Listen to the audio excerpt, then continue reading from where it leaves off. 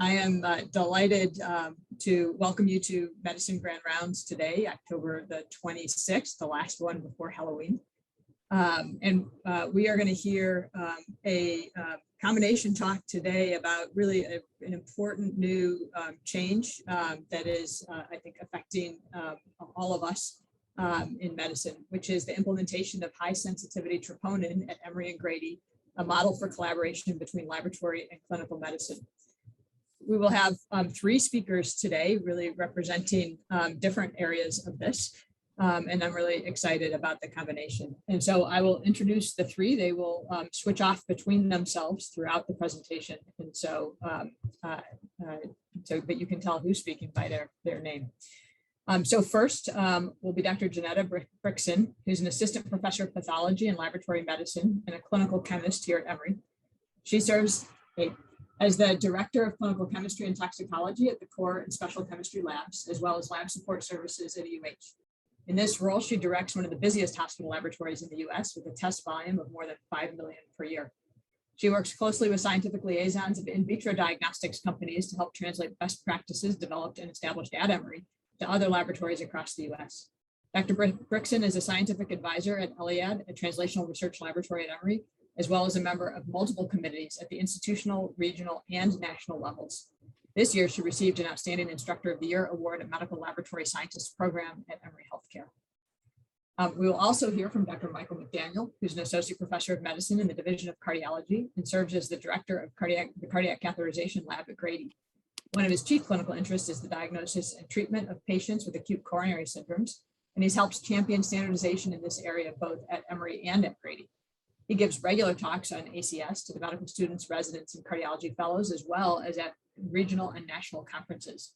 In addition, Dr. McDaniel served as an associate editor for the Journal of the American College of Cardiology Cardiovascular Interventions, and is currently a member of the ACC's CathSAP Performance Question Writing Committee. And then last but not least is Dr. Abhinav Goyal, who's a professor of medicine in the Division of Cardiology and a professor of epidemiology at Rollins, as well as the chief quality officer for the Emory Heart and Vascular Center.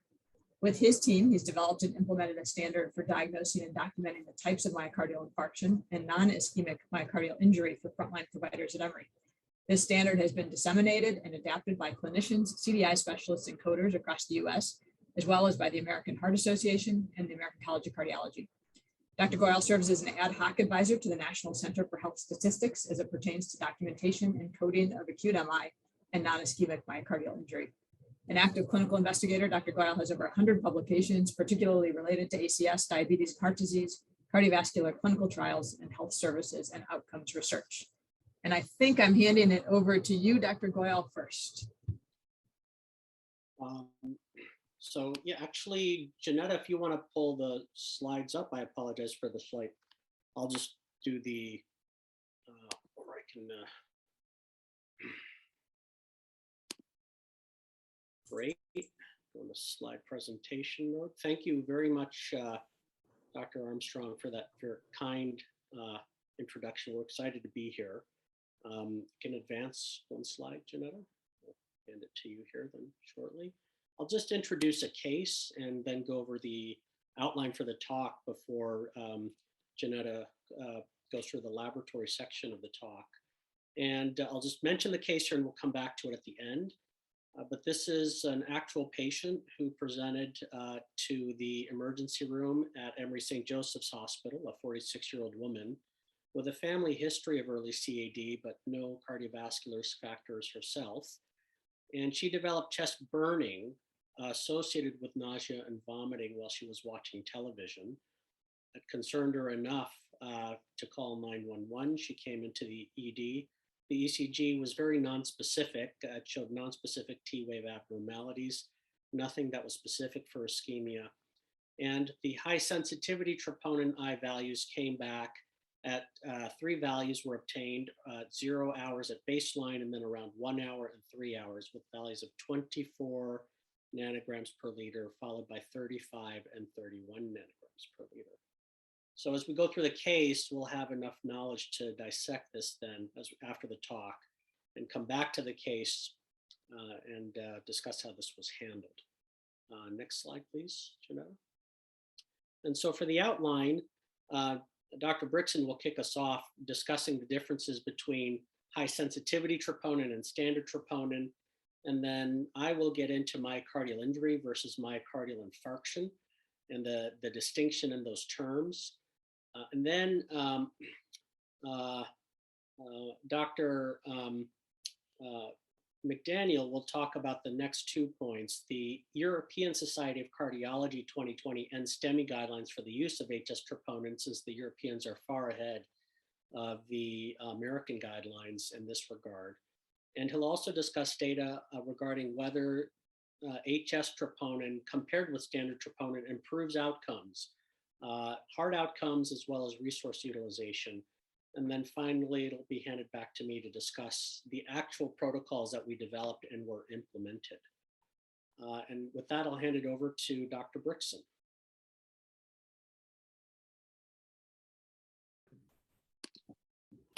Hello, everyone. It's my great pleasure to join my colleagues for this very exciting, at least for me, presentation of high sensitivity troponin test implementation at Grady and at Emory. So what is troponin? Here we are.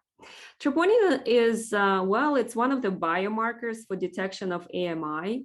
It has been around for about 30 years or so. And here I'm showing you the use of biomarkers for detection of AMI that has been evolving for the past 70 years from, you can see here, from less specific AST, LD, creatine kinase, isoenzymes, to eventually to CKMB and troponin, and now to high sensitivity troponin. Well, it evolved so much that with the launch of high sensitivity troponin, Emory dropped the CKMB test. High sensitivity troponin testing, it has been available for over a decade in non-US country, and now we get to enjoy it. Both cardiac troponin T and troponin I testing are available on the market, but both at Grady and at Emory, we test for troponin I. So today we're going to be specifically talking about troponin I. In the last 20 years, troponin testing underwent several iterations. The test has become more sensitive, and it is now available from several vendors. Those include Roche, Siemens, Beckman Coulter, and some others. So what do they utilize? These troponin test vendors utilize, all of them, immunoassays for detecting cardiac troponin, and immunoassays utilize antibodies in these tests. Well, unfortunately, these tests, antibodies, target different epitopes of troponin molecule. And what that means that tests are not standardized, and troponin values may vary among manufacturers, despite of the troponin test standardization effort that began worldwide actually about 15 years ago. So why did we move to high sensitivity troponin? Well, we didn't really have a choice. After our test vendor received an FDA approval back in 2019, we considered bringing this test in-house back then, in collaboration with Emory emergency department and cardiology departments. The laboratories performed quite an extensive method validation studies, and those also included clinical validation studies. We tested over 1,000 patients at that time, reviewed over 500 patient charts to determine the impact of the test switch on patient management, and also on laboratory and clinical operations. And I have to say, even though the study data looked great at the time, in the end, we were not comfortable to be one of the first institutions to adopt the test, which was still new to the United States.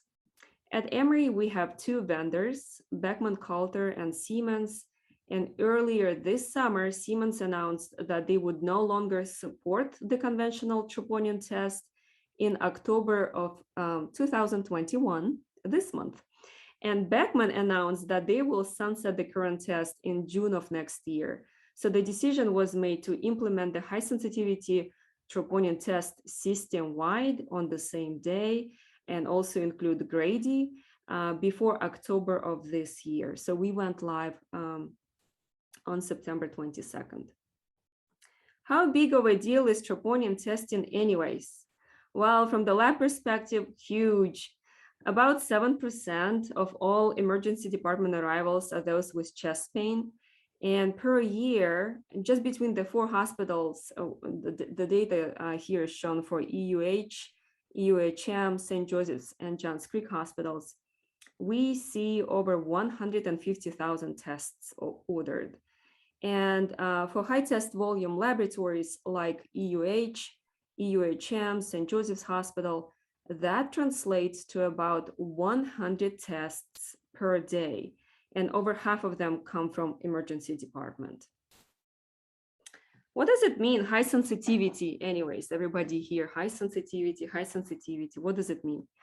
Well, this has to do with how reference intervals or normal values are established for troponin. So typically, a reference interval, I'm showing you TSH here. A reference interval is established by testing healthy individuals. In this case, TSH test value distribution is shown. And typically, you would have over 120 people studied, in some cases up to 1,000 or even more healthy individuals would be tested. And in the end, you will get a curve similar to this one. Hopefully it's a Gaussian distribution, but it may not be necessarily parametric. Then the middle 95th percentile is taken. So you crop off 2.5% from each end, and that is called a normal range. So values above the 97.5 percentile will be flagged as high in the patient chart, and values below 2.5% will be flagged as low. So for troponin, do we really care about low values? No, we don't. What we care about elevations of troponin. For this reason, we take the 99th percentile value as a cutoff for a normal value. This 99th percentile value is so clinically important that we have multiple professional guidelines as well as the FDA requirements that require the test manufacturers to have the imprecision of the test be less than 10% of this 99th percentile cutoff. So here I'm showing you the distribution of high sensitivity troponin levels in healthy population versus those with acute myocardial infarction. The intercept is the 99th percentile. Well, the conventional assays were not able to reach the 10% imprecision requirement at this concentration. So their 99th percentile was higher. So it was not a true 99th percentile. For this reason, our old test had a cutoff of 0.04 nanograms per mil, and limit of quantification of that test was very, very close to the 99th percentile, and it was at 0.03. High sensitivity troponin, on the other hand, is much more precise at lower concentrations, and that allows for an establishment of a true 99th percentile. And moreover, we are now able to have a sex-specific cutoffs for the first time ever. For Beckman, those values would be 15 and 20 for females and males, respectively. And also notice the unit change. The high sensitivity troponin values are 100-fold greater than the conventional assays. So this is a graphic representation of what I just told you, comparison of the two tests. Again, notice the unit change. Also notice the drop-in of the 99th percentile and what it means for our patients. Drop in the 99th percentile means more pathologies are now being detected.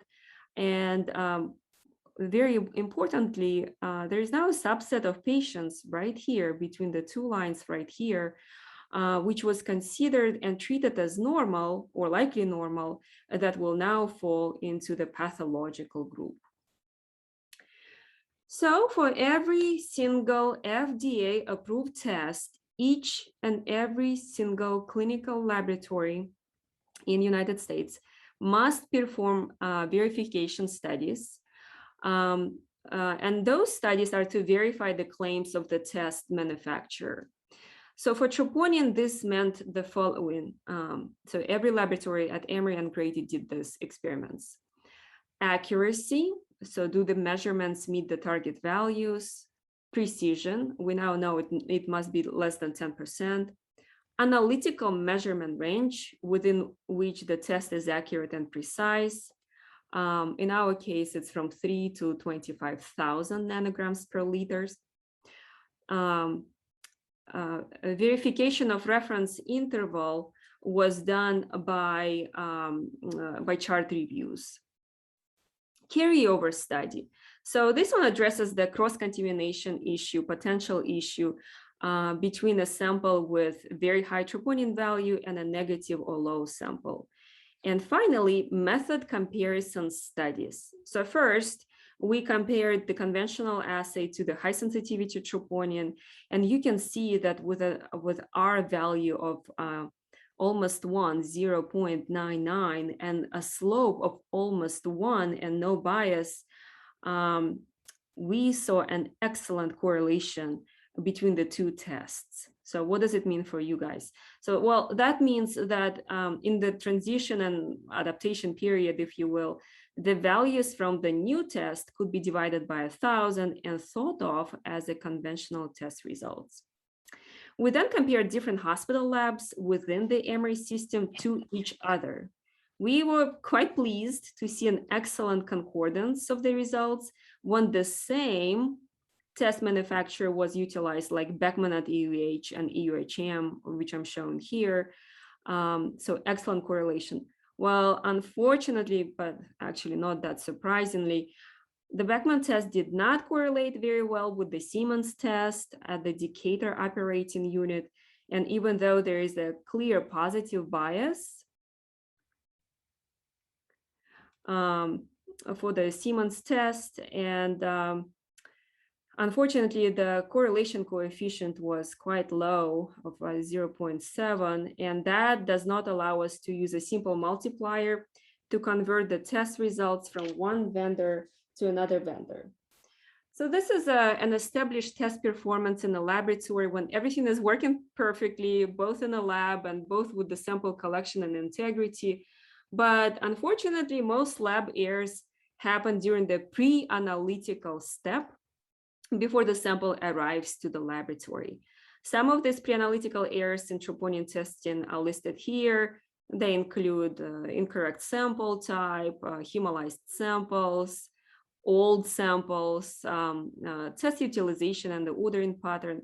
However, the biggest contributor, I'd say, to pre-analytical error at Emory, and I'm sure at Grady too, is collecting a short sample. That's a picture I took as shown here. Plasma, you can see that this tube is severely underfilled, and plasma in underfilled tubes does not mix well with anticoagulant coating in the tube, and that can cause microclots. And our instruments do not like microclots, and they may produce false positive test results. So that being said, there are plenty of reasons for lab errors to occur during the analytical step. So this is when we test the sample in a laboratory. These errors in general have to do with the fact that antibodies are utilized. If there is a heterophile antibody or endogenous anti-troponin antibody present, they may interfere with the lab immunoassay. If a person takes a high dose of biotin, vitamin B7, and that particular lab test utilizes biotin in a test, that then potentially false positive results may occur. And every hospital will have interfering substances listed in the comments. So we made sure that we attach this interfering substances comment to every single result that goes out.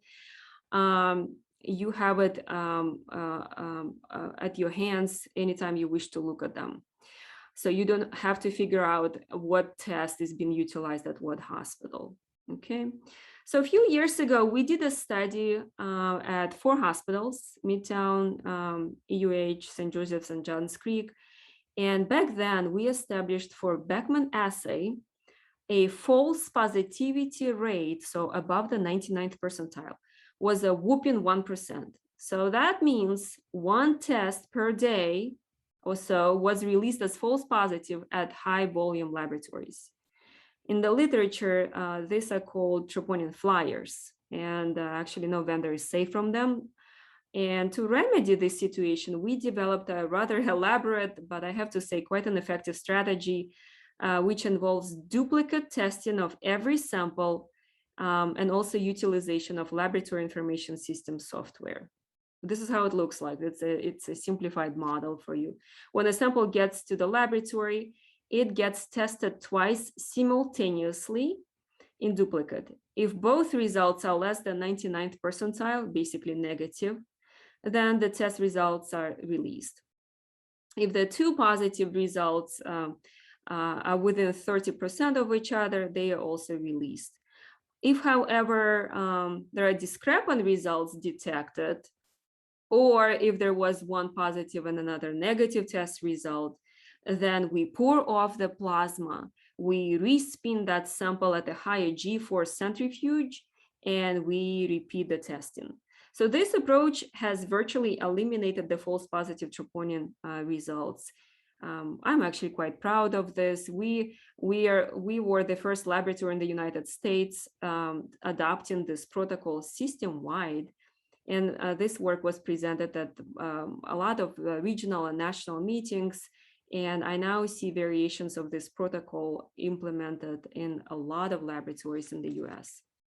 So the vendor claims that troponin flyer issue is non-existent in high sensitivity troponin test, but we decided to take a conservative approach and continued with this duplicate testing protocol and decided to make our own assessment. And it's been 1 month, and I'm pleased to see a huge reduction in the respins. So we get in less discordant results, and that gives me hope that eventually maybe we'll drop the duplicate testing approach.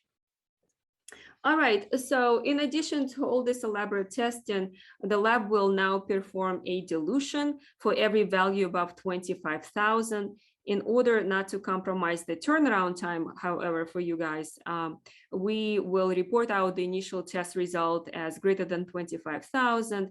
And after the lab performs a dilution, the final value will be inserted in the test result comment section. So look for it in the comment. This may change in the future, but for now, it's in the comment section. We will also insert a warning comment, this one, to every result that is 100% greater than the previous result. The two results have to be within 15 days from each other in order for this comment to be generated. So in summary, for my part of the talk anyways, here are the major differences between the two tests.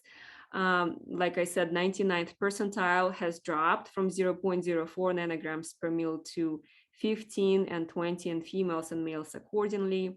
We now have a bigger window for analytical measurement range at the lower end of the test. So for high sensitivity troponin, the LOQ limit of quantification is now at 2.3. So that means we can, for the first time, measure normal values from the now widened window between the LOQ to the 99th percentile. I told you about unit change. A conventional test, upper limit of linearity was 70, and the values above that were reported as greater than 70. Now upper limit of linearity is 25,000, but we will be diluting those samples for you. And there is now a warning comment for the doubling results. So this concludes my section of the talk, and I'll pass on the baton to my colleagues, Dr. Goyal and McDaniel. Thank you.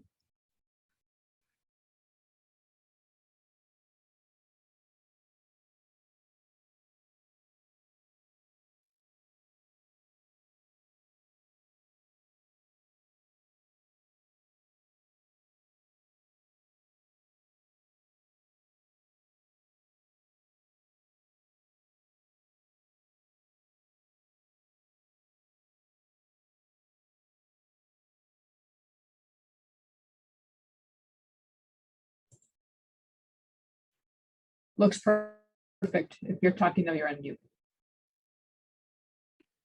Very kind of you to remind me. Thank you.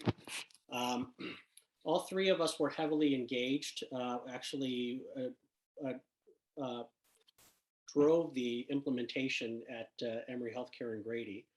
And I learned a ton just in collaborating with Dr. Bryksin and her lab colleagues. It was really extraordinary. And I just gained much more appreciation on the clinical aspects of how we use the test. So now that we have an understanding from a laboratory perspective, I want to start getting into what exactly an elevated troponin means. This comes out of the fourth universal definition of MI. And myocardial injury is the term that is used to indicate any troponin value, whether it's standard troponin or high sensitivity troponin, any value above the 99th percentile. Okay, an elevated troponin does not automatically mean myocardial infarction. It just means that there's been some injury to the heart muscle, and it is agnostic of the mechanism of that injury. For us to diagnose a myocardial infarction, there has to be not just injury, but injury in conjunction with clinical evidence of acute myocardial ischemia. And if I were to depict that simply on a flow chart, it would look like this. Any troponin above the 99th percentile means myocardial injury. Forgive the misspelling on the myocardial injury up there. I just threw that in there at the last moment. So if there is clinical evidence of myocardial ischemia, if there's no clinical evidence of myocardial ischemia, that is called non-ischemic myocardial injury. If there is clinical evidence of myocardial ischemia being symptoms and or evidence on diagnostic testing like ST depression on ECG or wall motion abnormality or nuclear defect on imaging or a tight lesion on angiography, that's called ischemic myocardial injury, which we just term myocardial infarction. So acute myocardial infarction is another name for ischemic myocardial injury, to be distinguished from non-ischemic myocardial injury. And so therefore myocardial injury is the overhead term, and myocardial infarction is a subset of myocardial injuries that occur. From a mechanism standpoint, type 1 and STEMI is under the umbrella of acute coronary syndromes, along with unstable angina and type 1 STEMI. Type 1 and STEMI occurs when there is acute coronary artery plaque rupture or erosion that occludes the artery transiently for an NSTEMI, a complete 100% thrombotic occlusion for a STEMI. But for the type 1 NSTEMI, it's rupture or erosion that leads to an abrupt drop in blood supply downstream, leads to ischemia and infarction. A type 2 myocardial infarction occurs due to supply-demand mismatch, and this has a variety of underlying mechanisms. This is not due to acute coronary artery plaque rupture. The patient may have fixed obstructive coronary disease and have an abrupt drop in blood flow or oxygen because of acute blood loss anemia, for example, from GI bleeding, or from acute hypoxia, such as a COPD exacerbation or flare. Coronary artery vasospasm can also cause supply-demand mismatch. Coronary artery dissection, such as SCAD, spontaneous coronary artery dissection, classically described in women of reproductive age, that is considered a type 2 myocardial infarction. And sometimes in extreme cases, you don't have to have any coronary artery disease. For example, profound blood loss anemia may be in and of itself sufficient to cause a type 2 MI. Importantly, we do not call these NSTEMIs. NSTEMI is a very specific term we should be using only for the type 1 MI mechanism from acute coronary artery plaque rupture. And then there are a whole host of non-ischemic myocardial injury causes. Some of them are listed here: heart failure, myocarditis, Takotsubo cardiomyopathy, catheter ablation, defibrillator shocks. The issue related to these is none of them are really due to ischemic mechanism. We're not talking about an absolute or relative drop in blood supply or oxygen supply to the heart. Instead, we're talking about other mechanisms of injury. And then all of these systemic causes listed here: sepsis, CKD, PE, these can all cause myocardial injury, often due to systemic inflammation, or in the case of PE, for example, acute right heart strain and stretch. These can all cause myocardial injury without infarction. Heart failure at the top here under cardiac conditions, that, for example, is acute on chronic systolic heart failure due to acute wall stretch. We often see people misdiagnose or misdocument and call that a type 2 MI. It's not a type 2 MI, it's a non-ischemic myocardial injury because of stretch that occurs from acute heart failure. I am not going to go into this in detail. I will touch upon it later on in the talk, but we have taken the last several slides and converted it to a single slide. I will show you how to access this toward the end of the talk when we talk about the actual protocols, and in the interest of time, I'll skip it here and go over it later on. I did want to mention there is an article from Dr. Jim Januzzi, who's at the Mass General, who's written extensively on this topic of implementing high sensitivity troponin in hospitals. But this is a nice pictorial to indicate that anything above the 99th percentile just indicates myocardial injury. And even when you start to get very high levels of myocardial injury from high troponin elevations, there's still a differential diagnosis that goes beyond myocardial infarction. So even in the 1,000 range, you can certainly have a large MI, but it could also be myocarditis, stress cardiomyopathy, or Takotsubo, PE, or critical illness. And even when you can get into the 10,000 nanogram per liter range, it may not just be a large MI, but myocarditis, acute myocarditis can be in that range. So all of this to say that when you look at that list, the single HS troponin values clinically are of limited value in diagnosis. The real value of HS troponin clinically comes in serial values, or the delta troponin. And what we can do with HS troponin that we could not do as reliably with standard troponin is use the delta troponin because it's such a high precision test, as Dr. Bryksin talked about. And a good rule of thumb clinically is an ongoing doubling of HS troponin raises the concern for type 1 MI or a large type 2 MI. Whereas if you had kind of an increase but not really quite a doubling, that may make one of the other causes a little bit more likely. So a doubling is a good rule of thumb of when you should really be concerned, when you're doing serial 3-hour checks. With that, I'll hand it over to Dr. McDaniel to talk about the NSTEMI guidelines and about the data in terms of whether troponin improves outcomes or not. All right, well, thanks, Abhi. All right, so we're going to shift gears real quick and talk a little bit about the clinical rationale for the algorithms. So a lot of what we're going to show you in the algorithms and why how we're going to use high sensitivity troponin comes from the ESC guidelines. And the reason to kind of look to the Europeans is they've had more experience with the use of high troponin testing. And so I think if you want to take a simple thing to remember is that what we're going to try to do is get rid of all other biomarkers, now focus on a high sensitivity troponin. And the algorithms, at least in the ED, are going to be for a 0 and 1 hour approach with an optional 3-hour. And the real rationale or the real benefit to using these is to try to reduce the time to diagnosis. And that is the power of the high sensitivity troponins. The other thing just to say about high sensitivity troponin is we have to think differently about them than with our conventional troponins. So we used to talk about troponins as either being normal or abnormal. In fact, we used to use the word positive or negative. And you had this sort of dichotomous view of way we thought about troponins.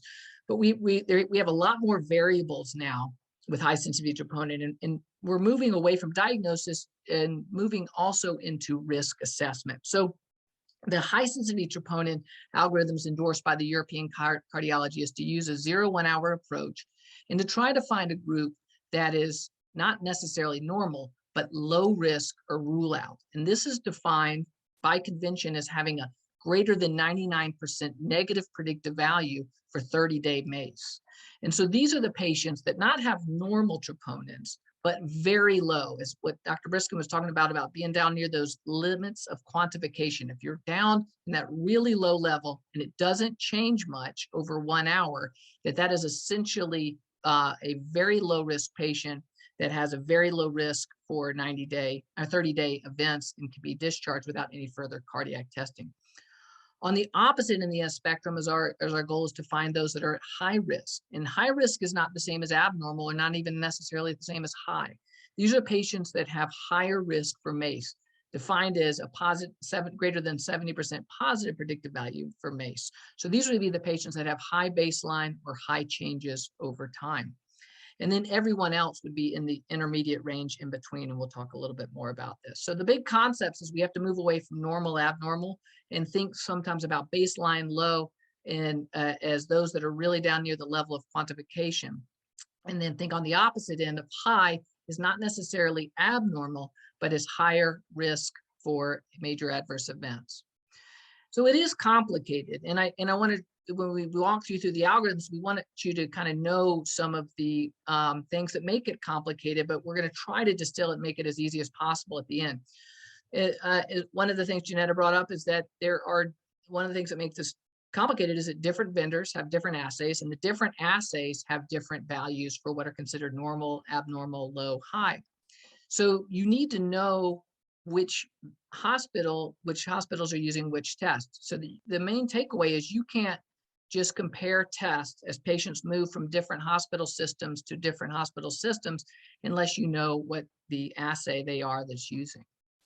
The other thing we said is we're moving away from just a dichotomous abnormal normal to now also different ranges. So there are low ranges down near the limit of quantification that have absolute values that suggest a very low risk for events. And then there are high values that suggest higher probability for having major adverse events.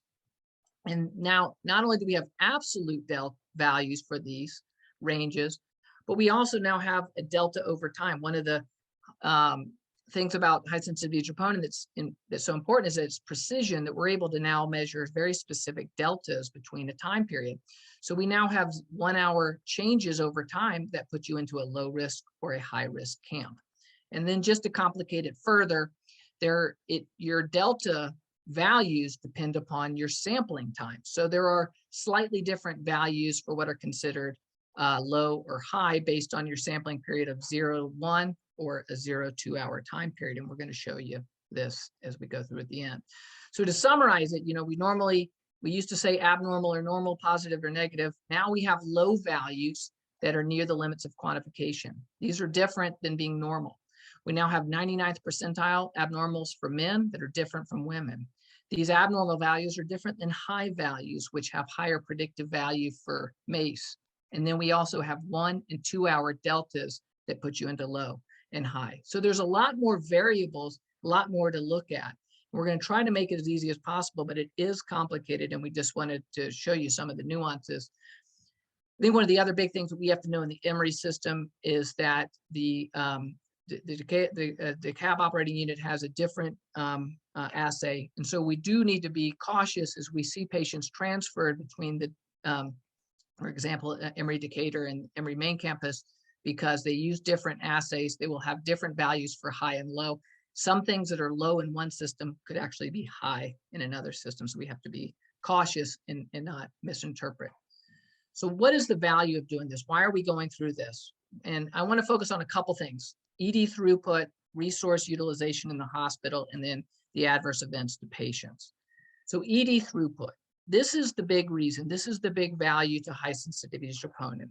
And as you can think about it, if we're doing testing now at only a 0 and 1 hour, in a vast majority of patients, we are reducing the time to diagnosis, reducing the time to prognosis.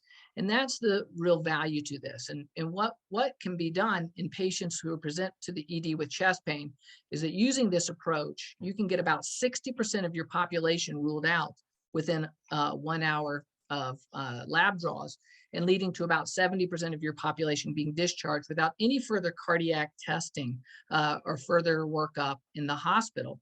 And what that leads to then is very good safety for this population. So you can feel very justified in a short period of time that your patients are going to do well over the next 30 days and can have the rest of their workup completed as an outpatient. So that's the real value in this. It's about decongesting the emergency department. It's about diagnosing and getting to the prognosis quicker. And it's about reducing further cardiac testing, use of observation units, unnecessary admissions. So that's the real value in the high sensitivity troponins. Now, we were worried that this was going to lead to a whole slew of downhill testing to those who did not go home and then stayed here in the hospital. Fortunately, though, that really hasn't been the case. I want to show you some data that was recently published in JACC, where the Boston hospital systems moved to high sensitivity troponin, and kind of walk you through what they found, because some of them was a little bit of a surprise to me. And I think, although our experience is early, some of these may be similar to what we're going to see here at Emory. So when they moved to high sensitivity troponin testing, they did find that they ordered more tests. They probably went through they probably redid their algorithms, and so they ended up ordering more tests. So there is going to be more work potentially on the laboratory system as well as phlebotomy. Interestingly, they found that their use of cardiac medications decreased after they brought in high sensitivity troponin, and I'll show you why that may be the case in just a moment. This is what I thought was sort of surprising. I thought we were going to get bombarded with consults because of all the troponins that were out there. But actually, they saw a decrease in cardiology consultation and cardiac admissions. Now, there was more use of EKGs, probably due to the same reason that there's increase in troponins. But when they looked at the non-invasive imaging, there was really no change in echoes, and there was actually less stress testing, less nuclear, less cardiac CTA. And I think what was going on is that the EDs are discharging people, not putting them in the CDUs, not doing unnecessary non-invasive testing, and then thus having less involvement of the cardiology services. So I think that's why you see some of this decreased utilization, which was a little bit of a surprise to us. And then no major changes in the revascularization procedure. So it didn't look like we were missing people that could benefit from revascularization. So it seems like there's a benefit to increased throughput, and it's not really stretching the resources of the hospital. But what about our patients? Are they better off and they better served by moving to high sensitivity troponin? And I want to say that there's a big amount of data on this, and there's mixed data, and we can't go through it all. But I want to show just one study to kind of illustrate a few points as a word of caution in our move to high sensitivity troponins. So one of the more interesting trials, I think, is the most recent trial on the topic, the RAPID TNT, recently published in Circulation. They took patients with chest pain, and what they did is they essentially randomized them to what we used to do just last month, the conventional approach, to what we're now doing with high sensitivity troponin. And if you think about it, before we switched to high sensitivity troponin, none of us had ever seen low values of troponin before. We were masked below the old cutoff of less than 0.03, which is the equivalent of 30 with high sensitivity troponin today. Now today, with high sensitivity troponin, we're unmasked. We're now unblinded to these low values. And so the question is giving doctors these low values, do they do better for their patients? What was interesting in this trial, as a word of caution, is when they looked at these patients who had these low values of troponin, if you were randomized to giving the doctors the information and letting them make decisions, those patients did worse. They had worse death and MI in 1 year. Said a different way, if the doctors didn't have that information, the patients, it was associated with better outcomes. So that's pretty concerning. So why would we be moving to something that has the potential to worsen the outcomes for our patients? So let's delve into this just a little bit different, because I think there's some important messages in here. So they used in this trial the European approach of 0 1 hour troponins with this optional 3. They did the same thing. They got these groups into low, high, or intermediate. And if you were low, well, they did just the same, because these patients are very low risk and they don't need any further testing. So they did identify patients that they could send home, and they were safely discharged, and they sent more people home safely. On the opposite end of the spectrum, they identified patients at high risk. Our old troponins used to be abnormal, and we would identify this group, and we found them again with our new troponin. So it shouldn't be surprising that we are treating these patients similarly. So we found similar outcomes. Where the caution is where the practice changed was in this intermediate group, where we changed the definitions of what are normal and abnormal, and we changed some of the approach. So I think it's important to look at this group. So in this intermediate risk group, those in this intermediate values, not low, not high, if you were randomized to high sensitivity troponin testing in this study, you got discharged more directly from the emergency room without anything else. Thus, there was less functional testing. There was probably less diagnosis of coronary artery disease, and thus less people are getting on good medical therapy for coronary artery disease. And perhaps that's what we saw in that Boston study, where we saw that there was less use of cardiac medications. But we detected more myocardial injury. And in this study, they then cathed a lot more people and revascularized a lot more people. And so the question is some of these events related to PCI procedures and the stent-related events related to that in perhaps patients that didn't necessarily need those procedures? And all total, when you look at this collection, it was associated with a strong trend towards worse outcomes. So what can we learn from this? What are the reasons for this in the rapid TNT? Well, this could be the play of chance. This is a small study. This is a subgroup analysis, and all of this could be complete noise. And this may just be the play of chance. But there are some other things that could be going on. Maybe we were doing a little bit too little non-invasive testing, and that some testing is beneficial to diagnose coronary disease and change the medical therapy for some of our patients. It also could be that they didn't use adequate risk scores, and you're going to see in our algorithms the recommendation for use of heart risk score in our ED population, and then a caution about maybe too much invasive angiography and revascularization. And the authors concluded, and I agree with them, that studies that have supported the early invasive approach in acute coronary syndromes are just not, you can't apply them to this high sensitivity troponin era. So we have to think a little bit differently. And the authors recommended, and I agree with them, this is a nice thought, is that, that coronary CTA or other non-invasive studies should be considered in the mildly elevated myocardial injury so that we uncouple this diagnosis of CAD with the impetus to revascularize. So with that, I'd like to turn it back over to Abhi, and then we'll finish with the case. All right, thank you, Michael. And I am unmuted this time for sure. And let us go here to the. All right, so with all of that background provided by Dr. Bryksin from a lab standpoint, how we diagnose myocardial injury and infarction, and the rationale that Michael just walked through from the European guidelines, it's my pleasure to present the actual protocol that was put together. This was multidisciplinary among laboratory medicine, cardiology, emergency medicine, hospital medicine. We had Shannon Lauer from project management who really helped pull this together. I'm going to show you where the protocols are on the Division of Cardiology webpage. This was really a very busy, this was very very intensive work over the past 4 months to have this go live by September 22nd. And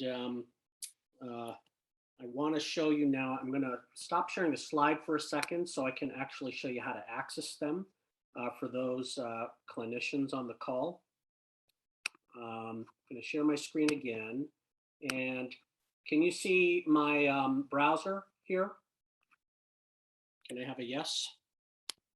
Yes. Yes. Great.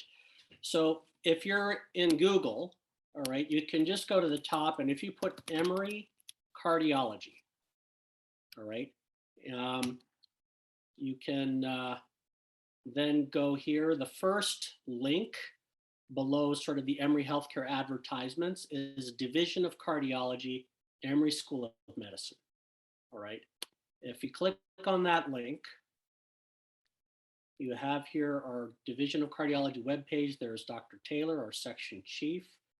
Right off, slightly down, right off to the side are a number of links one of which is high sensitivity troponin protocols.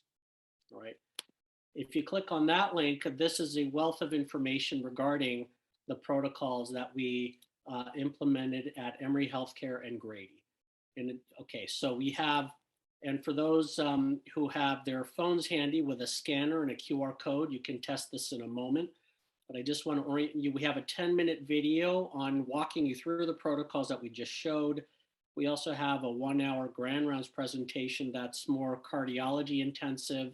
It had less of the laboratory bent that we were fortunate enough to be able to give you on today's medicine grand rounds.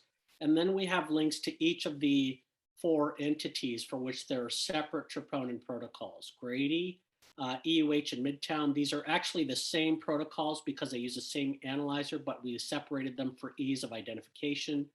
UWASH, which is the Orthopedic Hospital, and EDH, Emory, Hillendale, and LTAC.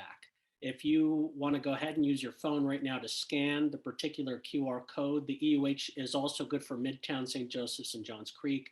It's the same as the Grady one. You should be able to pull up the protocols, and I'll come off of this in a second here and show you the slides related to that. Can someone confirm that for them the QR code worked? I tested myself. I just want to see on your screen, for example, in the large conference room for the residents. It worked for me. Yep. Great. All right, I have from Agioma, yes, great, terrific. All right, thank you. So let's, as I toggle, now I'm gonna stop sharing this, okay, but that's how you access these. And, you know, really a great thanks to Chris Kamau, our media person in cardiology, who helped make that happen. Let me go to this part. I'll mention the heart score, which is used in the ED. As a clinical risk score. It integrates history, ECG, age, risk factors, and troponin. And there are 2 protocols for each of the entities, one an ED protocol and one an inpatient protocol. I'm not going to go through every box and every number. I will point out the following. First of all, this is a clinical protocol. There are some hospitals that use strictly a troponin protocol based on single and delta troponins, and they really don't care about the quality of the chest pain or the ECG findings or the pre-test probability of disease. We strongly felt as a clinical protocols committee that all of those were still important. And even though HS troponin is a very precise test, it is still a component of your decision-making and not the end-all be-all of your decision-making. So you'll see at the top, if a patient has chest pain, and the ECG shows STEMI, you follow the STEMI protocol. If there is acute signs of ischemia, such as ST depression or really concerning T wave changes like Wellens T waves, then you automatically go to high risk. If you don't have those clear findings on ECG, then you go down to the protocol where you draw troponins at 0 hours, 1 hour, and 3 hours. This is an ED protocol. Most of us on this call in medicine on this conference will not be looking at this, but you should be familiar that how the ED uses this. And you know, to their credit, our ED colleagues, Dr. Ross, Dr. George Hughes, they've really been strong proponents of HS troponin for a long time, and I think are terrific stewards of this algorithm so they don't misclassify patients. And as Dr. McDaniel pointed, if a patient has a low troponin, not just in the reference range, but very low, with a low pretest probability and a low delta at 1 or 3 hours, they can be considered as low risk, having less than 1% risk of MACE at 30 days and be safely discharged. Conversely, if the troponin, HS troponin is ever above 100 nanograms per liter, or the delta at 1 hour is 15 or 25 at 3 hours, they're high risk. Anything in between makes you intermediate risk, and that's where you do the CDU stay and stress testing, or CTA, CCTA, to help then reclassify patients as low or high risk.